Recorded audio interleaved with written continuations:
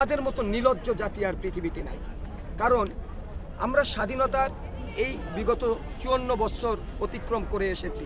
একটাবার ভাবেন, আমরা যে মাটিতে দাঁড়িয়ে আছি, এই যে জাতীয় স্মৃতিসৌধে, এখানে অগণিত শহীদদের কবর এখানে আছে।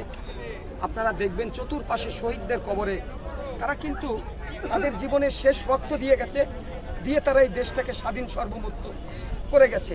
আমরা পেয়েছি একটি লাল সবুজের পতাকা, কিন্তু যখন দেখি এই যে দুর্নীতিবাজরা, চাঁদাবাজরা, আপনারা দেখেছেন, গোটা দেশবাসী দেখেছে আমরা কতটা খারাপ, কতটা নির্লজ্জ, যে জীবন্ত মানুষকে পাথর দিয়ে টুকরে টুকরে মারা হয়েছে। চতুর্দিকে মানুষ তাকিয়ে তাকিয়ে দেখেছে, মনে হয়েছে যেন এখানে কোনো সিনেমার শুটিং চলছে, কিন্তু একটা মানুষ আসলো না।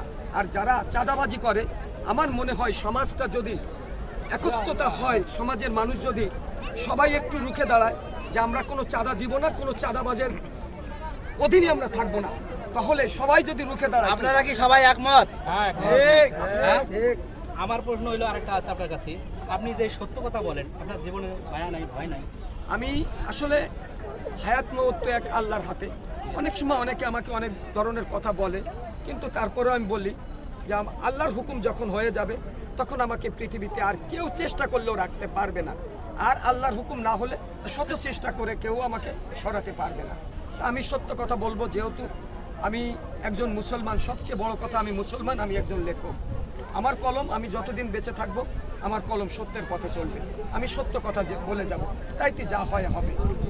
আপনাকে অসংখ্য ধন্যবাদ। আপনার জন্য একটা ছোট্ট গিফট আছে আমার পক্ষ থেকে। তো আমি দেশবাসীর কাছে একটি কথা বলবো, প্রিয় বন্ধুরা, অন্যায়ের প্রতিবাদ করা শিখুন। বাঘের মতন গর্জন দিয়ে অল্প সময় জীবিত থাকেন, কিন্তু বিড়ালের মতন ম্যাও ম্যাও করে শত বছর জীবিত থাকার কোনো দরকার নাই। আপনারা এমন একটা সমাজ গঠন করুন। ধন্যবাদ।